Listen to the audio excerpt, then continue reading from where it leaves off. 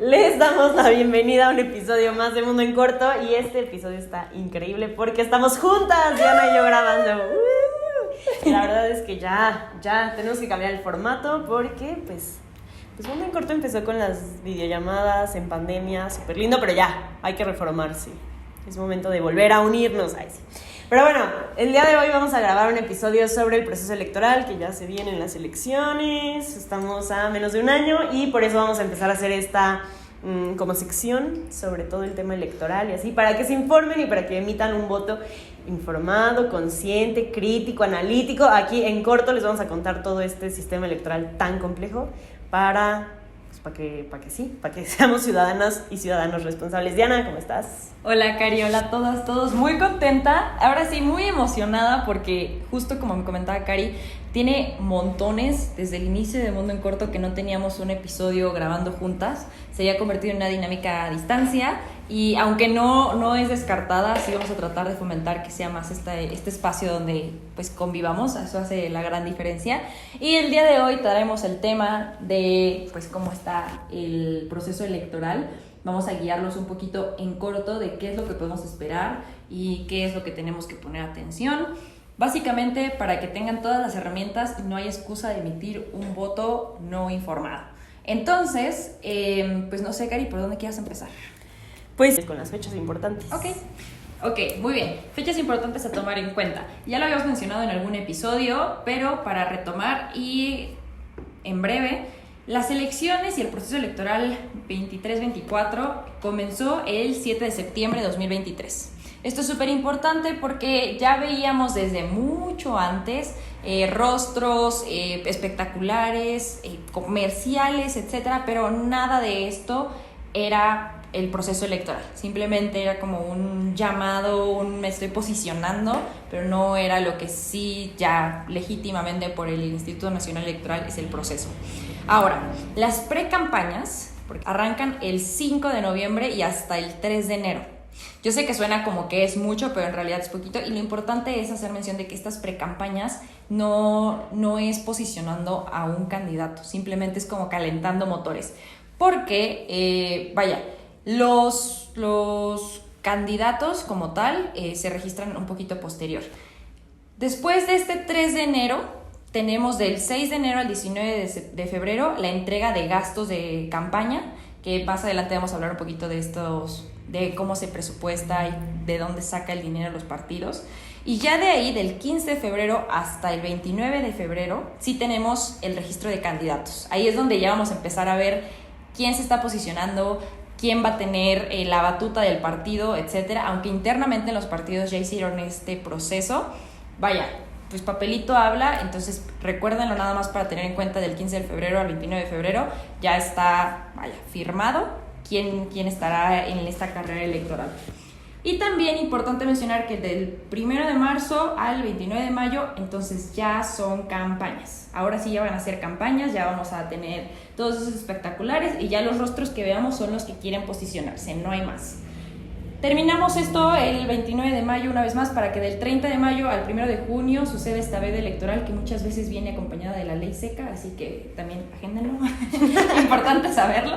¿Qué es la veda electoral? La veda electoral es un proceso donde hay silencio institucional con la intención de que la ciudadanía pueda reflexionar sobre su voto. Así que... ¡Ay, qué cursi! Sí, está muy cursi.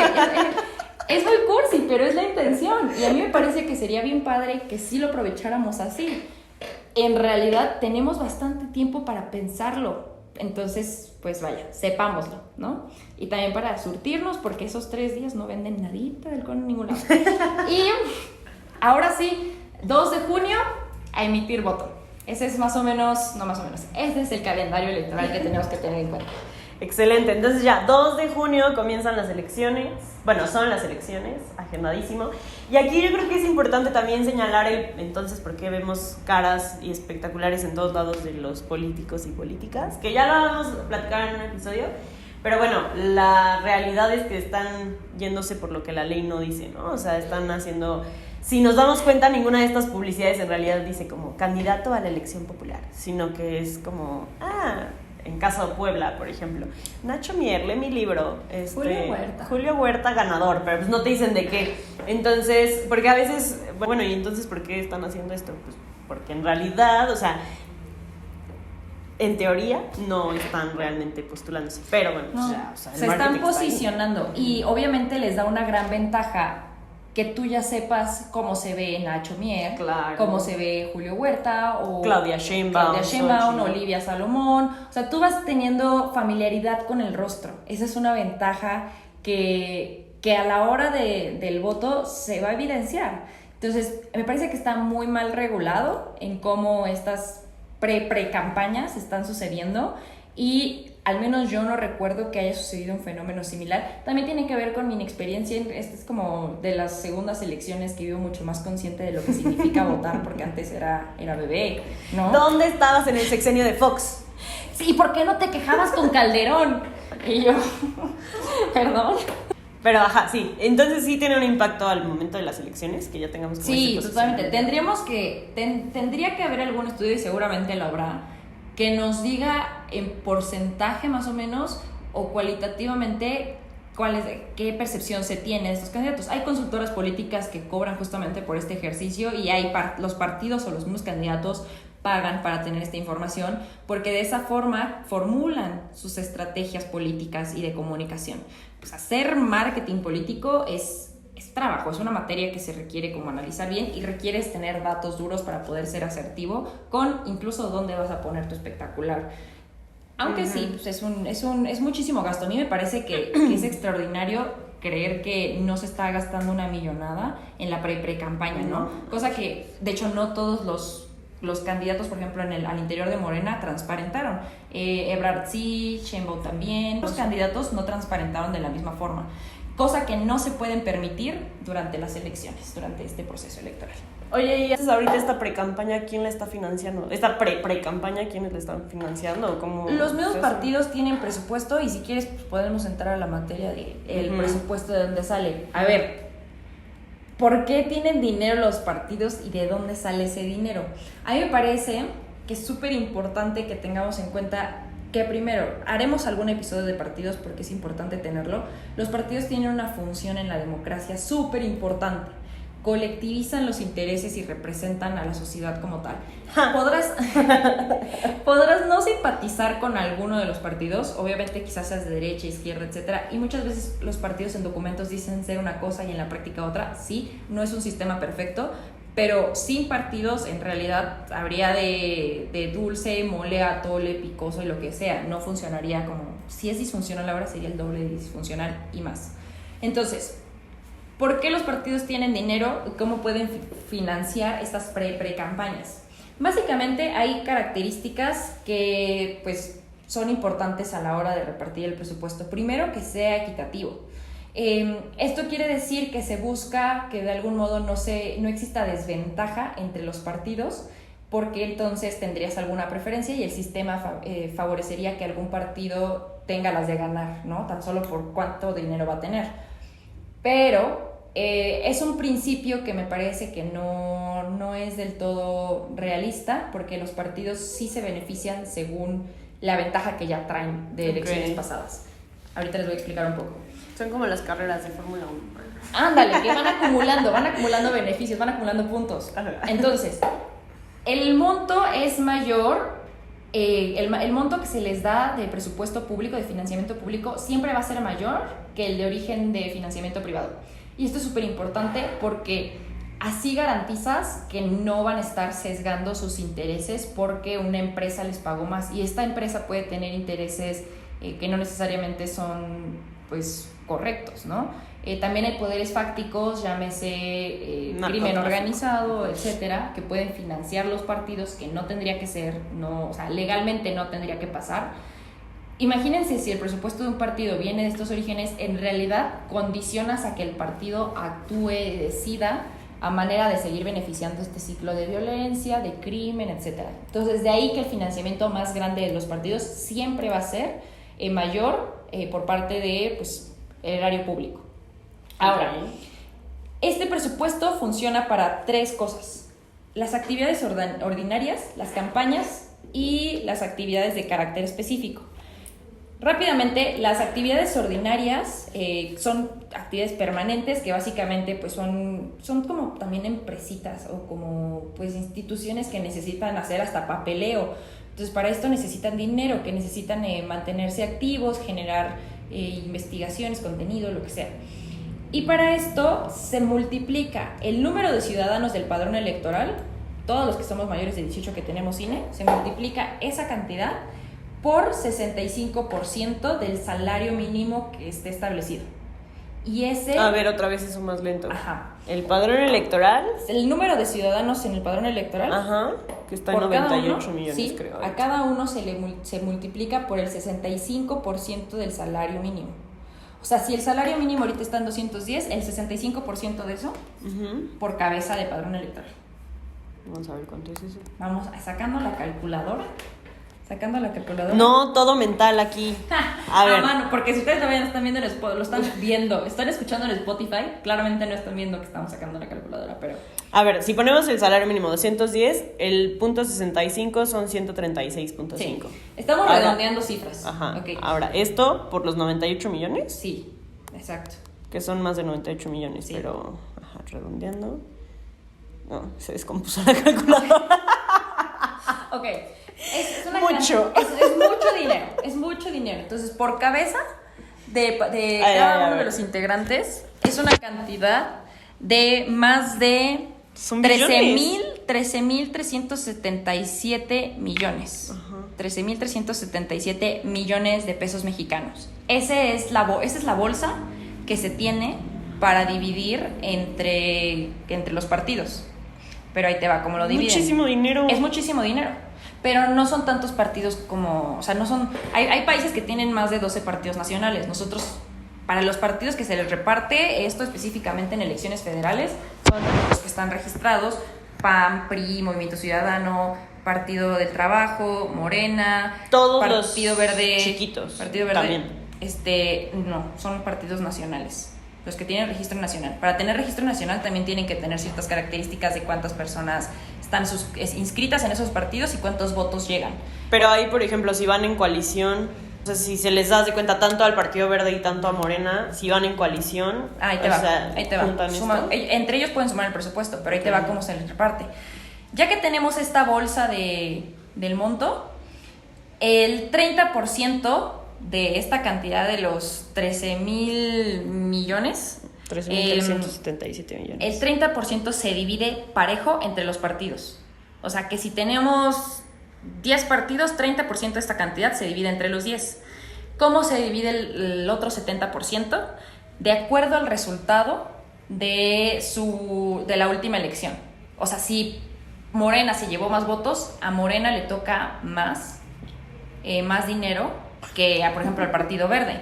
Y mucho más que el Partido del Trabajo. No tiene sentido, en realidad, y es a lo que les decía cuando esta crítica al principio de equitativo, porque aunque es una justa manera de dividirlo, en realidad claramente quien va a llevar la ventaja económica como partido va a ser Morena, porque en las elecciones pasadas fue al partido que mejor le fue, ¿no? Entonces, es justo pero no tan justo. Justo porque genuinamente si hubo más votos es el partido que más personas prefieren que los represente, entonces tiene sentido que le den más dinero. Injusto porque pues muchos partidos como Partido del Trabajo o el Partido Verde pues, se quedan como chiquitos, que en realidad pasa esto, que en alianza pues el presupuesto les suman, entonces ya tienes al Partido del Trabajo, el Partido Verde y Morena sumando una bolsa de dinero pues, amplia, suficiente. De ahí sale el dinero de las pre-campañas, por ejemplo, del dinero con el que pueden hacer sus giras sin que sean giras. Ahora, el otro punto en el que gastan este dinero es justamente en las campañas federales. Las campañas federales no solamente tienen ese monto. Para las campañas federales les decía que del 6 de enero al 19 de febrero se les va a dar su gasto de pre-campañas. O sea, se les da el INE les da dinero. Y este dinero equivale al 50% del monto de sus actividades ordinarias permanentes. O sea, de esta cantidad que ya tienen los partidos cotidianamente, se les da la mitad de eso extra. Ok. O sea, si el partido ya de por sí tiene un presupuesto, accede a un presupuesto de 500 pesos, a la hora de las elecciones le dan tiene sus 500 pesos y le dan 250 más, la mitad, o sea, el 50% de lo que de por sí siempre recibe. Ese es el extra con el que tienen que moverse para las campañas. Eso, o sea, me parece que es sano, porque pues es un momento fuerte en el que tienen que terminar de convencernos. Entre sus obligaciones como partidos es convencernos de que votar es importante, ¿no? Esas es como sus prioridades. Y algo bien interesante, por si ustedes no lo sabían, o si a lo mejor lo saben y se lo habían preguntado porque yo sí, si topan algunas personas que de repente están estudiando en el extranjero por parte de un partido, que tienen becas, etcétera, el 3% de su presupuesto lo tienen que destinar a actividades de carácter específico, que es formación política, educación, investigación, etcétera. De ahí que haya personas que se puedan ir a estudiar a Columbia o a Harvard becados por parte de un partido Yo no político. sabía que eso pasaba. Sí. O sea, puedes acceder a una beca. Sí, pero tienes que estar entradísimo en el partido. O sea, tienes que venderle tu alma al diablo. Sí, no que yo tengo conocidos que están estudiando en el extranjero, becados, y que prácticamente regresan con trabajo porque van a prepararse políticamente para regresar a ser futuros candidatos o funcionarios. ¿Qué? Yo no sabía que eso se podía. Sí, en realidad requieres estar súper comprometido con el partido, ¿no? Que de todas maneras pasa que terminan siendo chapulines. De ahí que muchos políticos tienen hasta doctorados en universidades que son carísimas. Sí, anótale, está padre. ¡Órale! Eso también lo pagamos nosotros, ciudadanos. Y es así, como los partidos se clavan esto. O sea, no, genuinamente es un dinero al que tienen acceso. Por eso muchas veces cuando están reformando en la Cámara de Diputados sobre hay que bajarle dinero a los partidos, pues no creo que sea tan conveniente. O sea, sí bajarles porque en realidad justo les da hasta para mandar a personas a universidades carísimas, ¿no? Pero me parece que si aspiramos, y esa es muchas veces la crítica social, pero ¿en qué licenciatura tiene o en qué se preparó? Bueno, mano, o sea, ¿te interesa que tus políticos estén preparados? Te van a quitar impuestos y les van a dar más dinero a los partidos. ¿Te interesa que sean más imparciales y que no estén regidos por crimen organizado o por intereses en particular? Hay que darles más dinero público y que no venga de origen privado, ¿no? Pues es que ahí está la crítica, justo, ¿no? O sea, en la teoría suena precioso, es como, claro, pues sí, entonces que el partido que en teoría sí nos representa tenga más dinero para que mande a sus futuros políticos a estudiar a increíbles universidades. Pero la realidad, pues, es muy distinta, ¿no? Roban mejor. Ajá, o sea, y creo que por eso también hay como tanta controversia, por ejemplo, cuando precisamente entró esta iniciativa de, bueno, vamos a reducir el presupuesto que se le da a partidos políticos, pues si lo escuchamos de inicio, pues suena bastante bien, porque dices, no, pues sí tienen un chingo de dinero, ¿para qué tanto? Pero, pues, descompensaríamos la teoría de que así funcionan mejor. Exacto. Todo perfectible, la verdad. Y ahí, ojo con la transparencia. La transparencia, hay un punto en el que terminando el proceso, el INE estaba obligado a pedir todas como, digamos, cuánto gastaron, en qué lo gastaron, y el INE está obligado a transparentar esa información, pero seguramente tú lo traes más elaborado. Ajá, no, también como hablar del derecho que como ciudadanos tenemos, como ciudadanía tenemos, de acceso a la información y transparencia, y en ese sentido también está el portal donde ustedes pueden emitir su solicitud. Ya tenemos de hecho un post sobre eso, de cómo entrar al portal, cómo emitir la solicitud para tener toda esta información accesible. La verdad es que se tardan y que no siempre dan todos los datos como deberían, pero hay que ejercer el derecho a la información, y como más lo ejerzamos, pues más nos vamos a estar obligando a que nos digan en qué están gastando tanto dinero. O sea, que realmente se lleve. Estaría padre que una parte de su presupuesto sea para limpiar su basura política. Ya vi que Cari trae atorado el tema de la basura. Pues por eso se supone que ya ni siquiera deben, ya no, o sea, se reformó para que ya en la propaganda política no sean, por ejemplo, lonas en los postes, etcétera. Que hay quienes todavía lo hacen, eso es ilegal. Entonces, hay ciertas características de marketing político y de souvenirs que sí pueden utilizar, no todas. Ese es uno de los puntos. Ahora, votación y casillas. ¿Cómo se vota? Actualiza tu INE, por favor, actualízala. Yo la perdí y solamente tienes hasta enero, ya les compartimos la fecha ahí en redes también, para hacer el trámite. O sea, digamos que calculen que en enero, terminando enero, ustedes ya no pueden estar sacando su INE. Así que lo haría en este año todavía. No se están tardando, conmigo se van a tardar como 8 días y en realidad es muy rápido hacer el proceso de entrar en internet. Bueno, ahora, ¿qué es importante saber? El INE aquí es como nuestro nuestro Todo. manager favorito, nuestro todo. O sea, el INE toma una relevancia clave porque el INE toma el control de qué hay en las calles, qué hay en la televisión, qué se escucha en la radio. En México, cabe aclarar, el voto es un derecho, no una obligación. Hay países donde votar es una ¿Qué obligación. opinas de eso? De que sea un derecho y no una obligación. O sea, ¿crees que funcione, que sea una obligación? No. Ok. Porque, o sea, para empezar, hay sistemas políticos, sistemas de partidos distintos. Hay países donde se vota, donde el público, ciudadanía en general, vota por el candidato. Y luego hay quienes votan como candidato y partido, y hay luego quienes tienen segunda ronda. O sea, cada sistema de partidos es distinto según el país, y también el derecho u obligación del voto. Me parece que obligar al voto no es garantía de que sea un voto bien ejercido. Que sea un derecho me parece como de una manera en la que lo visualices como algo que debes aprovechar. Claro. Algo tuyo, que te pertenece, no algo que es a huevo. Entonces, tengo una preferencia porque sea un derecho. Me parece que en México hay mucho más detractor y mucha más desinformación que no hacen que veamos el voto como la gran herramienta que es, ¿no? Y para esto visualicemos que va a haber más de 150,000 casillas en todo el país. En 2018 fueron más de 156,000, o sea, casi los 157,000.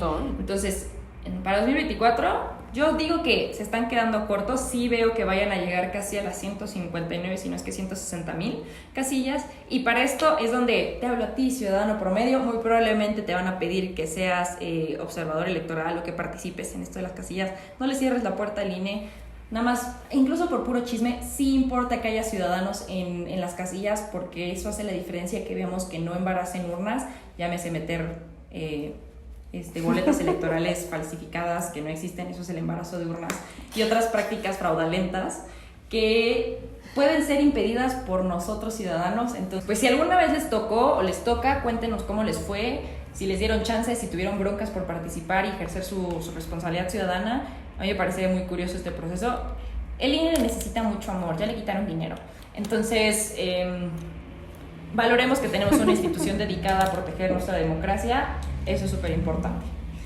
En estas elecciones, por primera vez se va a votar, por primera vez en elecciones federales, porque ya se hicieron algunos programas pilotos donde las personas en prisión preventiva, esto quiere decir las personas que todavía no tienen una sentencia, pero están ahorita ya en un proceso penal, van a poder votar. Entonces se van a implementar, no son casillas tal cual, pero se implementan módulos en diferentes centros de reinserción social, donde las personas que están en esta situación, insisto, van a votar. Esto fue a partir de varias sentencias que se han dado, y también personas que están en el extranjero, ciudadanas mexicanas y ciudadanos mexicanos que están en el extranjero, tienen hasta el 20 de febrero de 2024 para registrarse y que puedan también emitir. Y esos votos, hay unos que se pueden emitir de manera digital entrando al sitio, que creo que es la primera vez que se va a tener esa modalidad, o por correo postal. Y esos votos se van a estar emitiendo. Prácticamente esos votos se emiten por máximo en mayo, entonces esos están adelantados. Que ahí me parece que ahí es donde tengo cierta desconfianza sobre el proceso, porque siento que son aquellos que se pueden distorsionar por la metodología en la que se hacen, y pues porque no están al momento tan transparente. También es la primera vez que se van a tener estos votos de personas con alguna discapacidad o que estén en alguna situación donde no puedan salir, y se va a hacer como en casa o algo así. Me parece que es como más personalizado. Entonces ahí tenemos una serie de votos que se van a emitir, van a existir, y que esperamos que se respete pues la intención del votante, ¿no? Pero ahí también yo tengo una duda. A ver tu opinión. Porque estábamos hablando antes del episodio de por qué las personas que están privadas de su libertad ya con sentencia, ya con cárcel, no pueden votar, ¿no? O sea, pierden sus derechos políticos y por lo tanto no pueden votar. Entonces yo le decía a Diana, bueno, ¿y qué tanto estás de acuerdo con esto? Y empezamos a platicar sobre eso, que no es el motivo de este programa. Pero, a ver, tú me decías como, pues, porque no están dentro de la sociedad. ¿Qué pasa con las personas que no residen en México? Porque también ahí hay un debate. O sea, hay muchas personas que dicen, bueno, pero si no estás viviendo en México, ¿por qué estás votando por lo que va a pasar en el país? Porque al final quien tome el puesto de presidente, se convierte en jefe de Estado y jefe de gobierno. Ajá. y sí impacta en las relaciones exteriores que se tienen, incluso en el presupuesto que se le da a las embajadas, por ejemplo. Okay. Entonces a mí me parece que es válido que se piense en esa preocupación, sobre todo porque cuando uno vota, me parece que no solamente pienso en beneficios personales, pienso en los beneficios de mi comunidad. Ay, qué tierna tú.